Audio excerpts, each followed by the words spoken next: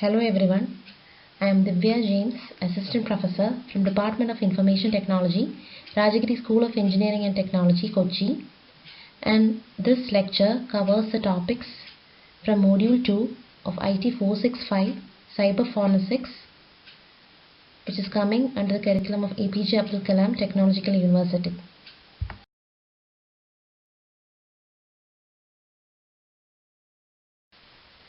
The topics covered under this lecture includes the type of military and law enforcement computer forensic technology, specialized forensics techniques, hidden data and how to find it, spyware and adware, encryption methods and vulnerabilities, and the internet tracing methods. Moving on to the types of military computer forensic technology. The key objectives of cyber forensics include the rapid discovery of evidence, estimation of potential impact of malicious activity on the victim, and assessment of the intent. And real-time tracking of potential malicious activity is especially difficult when the pertinent information has been intentionally hidden, destroyed, or modified in order to elude the discovery. The National Law Enforcement and Correction Technology Center works with the criminal justice professionals to identify the urgent and emerging technology needs. The NLECTC centers demonstrates the new technologies, test commercially available technologies, and publish the results, which also links to the research and practices. The National Institute of Justice sponsors research and development or identifies the best practices to address those needs.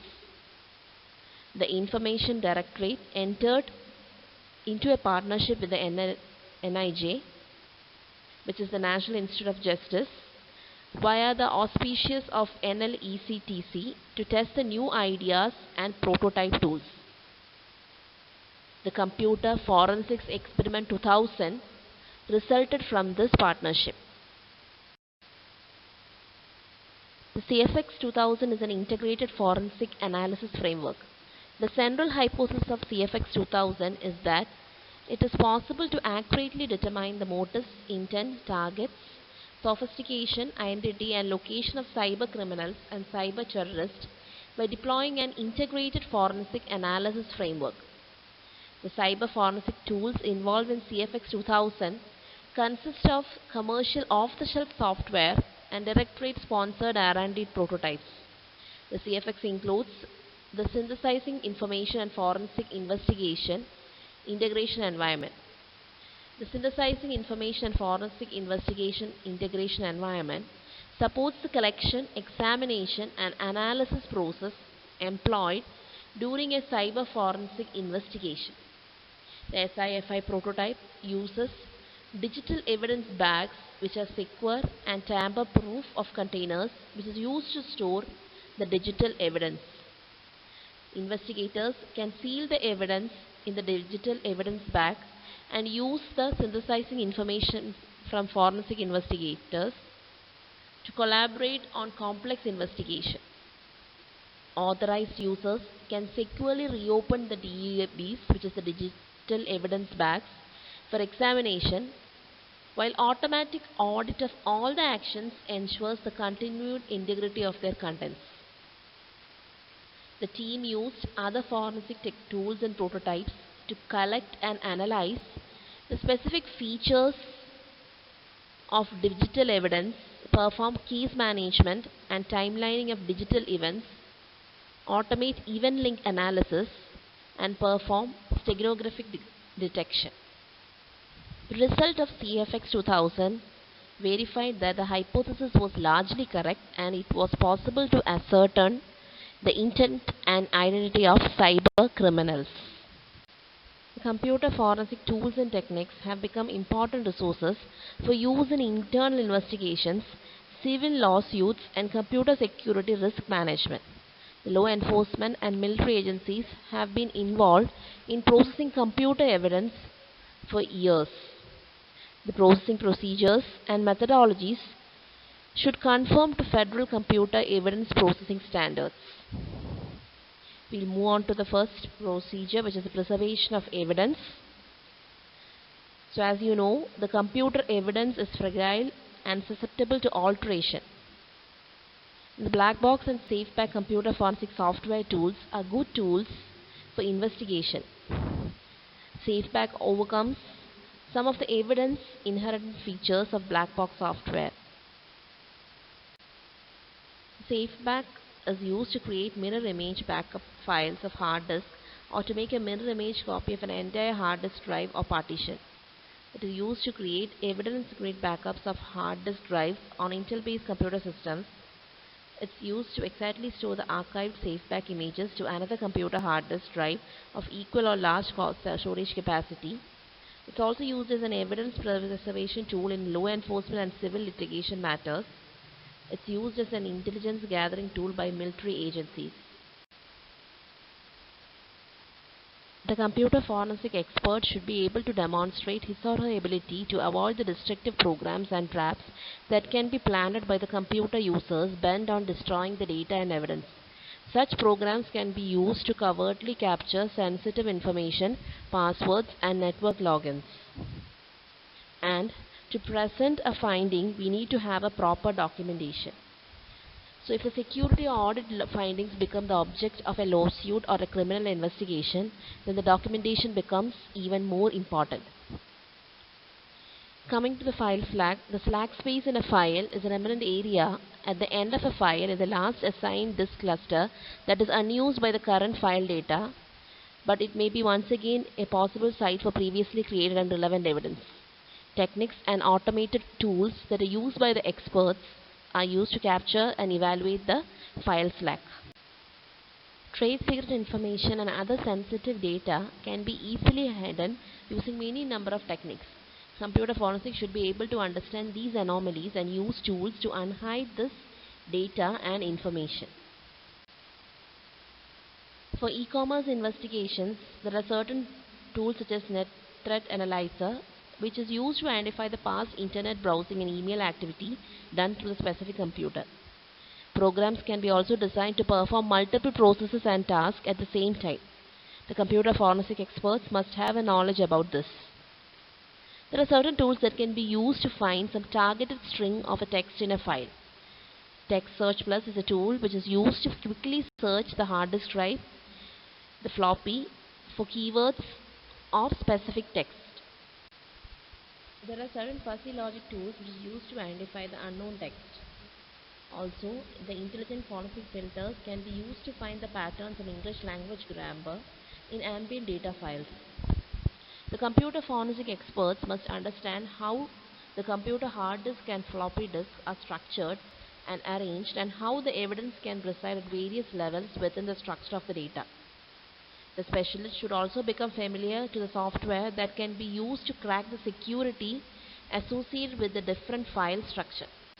The computer forensic expert should have a knowledge about the specialized tools and techniques that make it possible to conclusively tie a disk to a computer.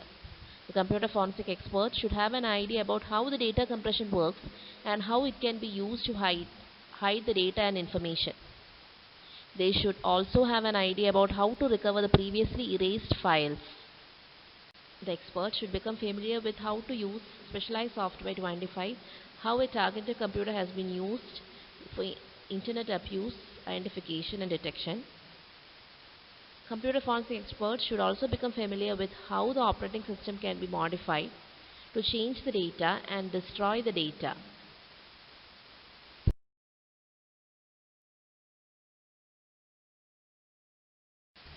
Moving over to the specialized forensics techniques, which includes live forensics, data recovery, password recovery, file carving, and header analysis.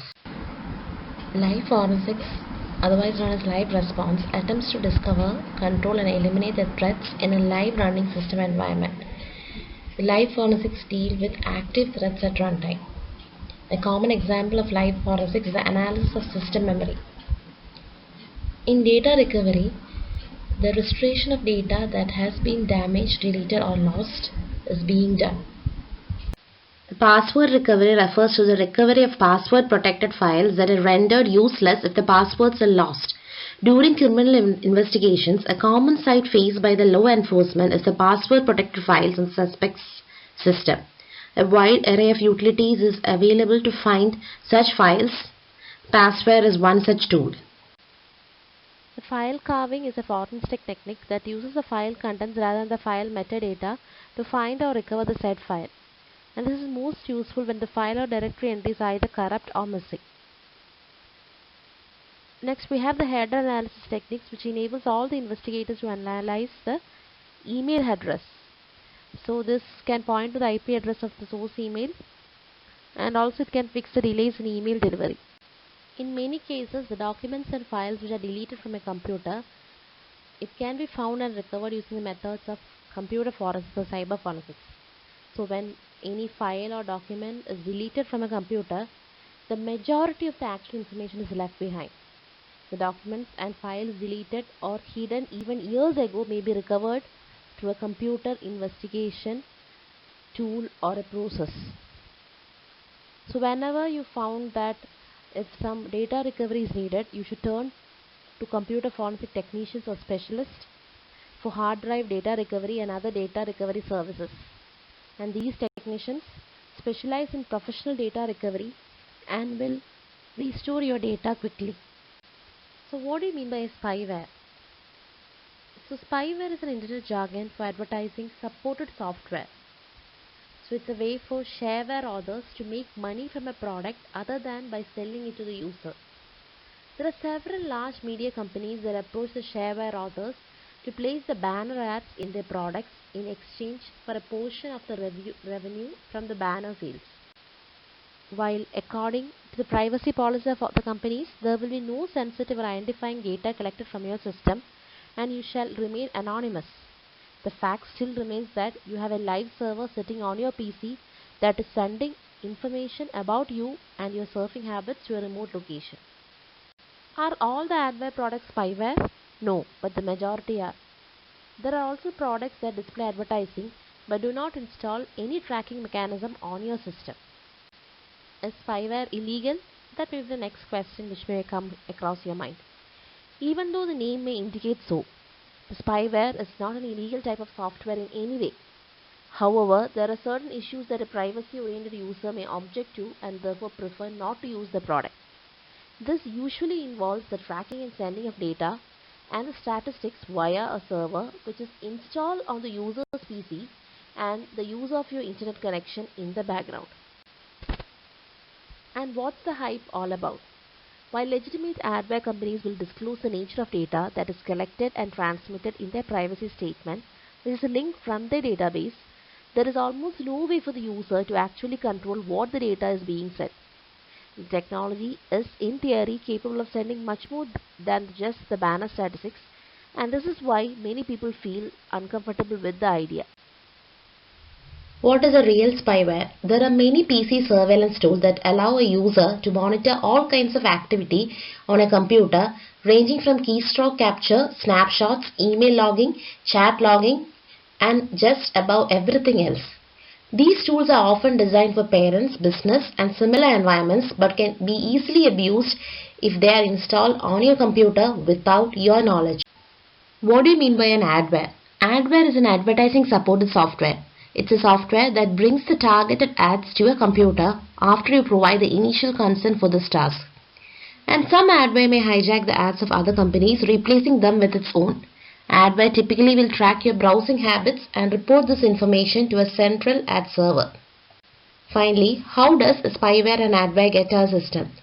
Spyware is usually an executable software program that you have inadvertently downloaded to your computer and is usually bundled within a freeware advertising supported software or shareware software package. Because we have become immune to seeing the next button during an install of this type of software, we fail to read the install wizard screens. These screens will usually explain in technical jargon what you are actually installing on your system in addition to the software you are aware of installing. Now let's see the encryption methods in the scenario. What is encryption? Encryption is the process of encoding a message or information in such a way that only the authorized parties can access it and those who are not authorized cannot. How does the encryption work? Unencrypted data, often which is referred to as plain text, is encrypted using an encryption algorithm and an encryption key. And this process generates a ciphertext that can only be viewed in its original form if decrypted with the correct key. Decryption is simply the inverse of encryption.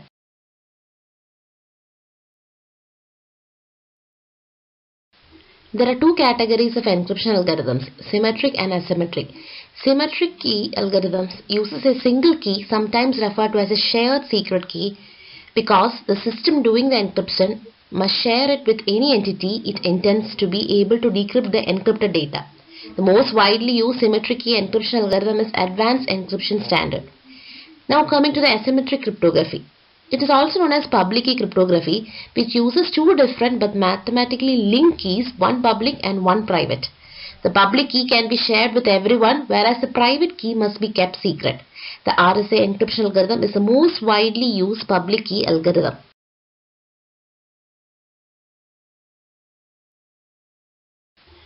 What are the insecurities that you may face across the net? First, a weakness in the world's most popular encryption program is that, in some circumstances, it allows the encryption program to be completely bypassed, using this program to encrypt the email to protect its privacy and confidentiality laws.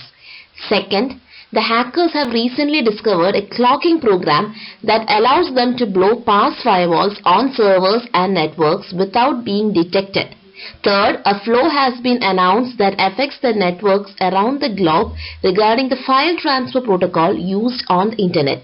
These three revelations taken together are seriously a bad news for the internet privacy, confidentiality and security. Now let's see the fallacies of encryption and password protection.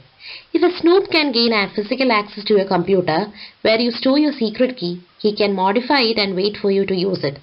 When you do, he or she is secretly notified. From that point onwards, he has access to the rest of your encrypted personal information and you never knew it. In effect, the snoop bypasses the user's password and bypasses the effects of encryption entirely. In this instance, the protection offered by encryption is illusory. Likewise, if a hacker can electronically break into your computer and you have your secret key stored there, the security of your digital signature or your encrypted files is worthless. So here comes the question, how can you protect your data from being compromised? Business without a computer is now an exception. You can communicate via email, chat, and even voice and video communication uses computers. You maintain the financial records, schedule the appointments, and store significant amounts of business records all electronically. The individuals try to exploit these benefits. The digital evidence can often make or break a case. Computer forensics is a science where the experts extract the data from the computer media in such a way that it may be used in a court of law. In other words, cyber forensics or computer forensics used by the experts to protect the data from being compromised. So internet tracing methods. Internet tracing methods is all about how you can find out whether someone faked his or her email address and how you can find out from which account that the mail really was sent. Sometimes people might send you information or hide the mail from a fake address. This can be done quite easily by simply changing the sender and return to fields to something different. You can do this since these fields are normally not checked by the mail server when you send the mail but only when you receive the mail.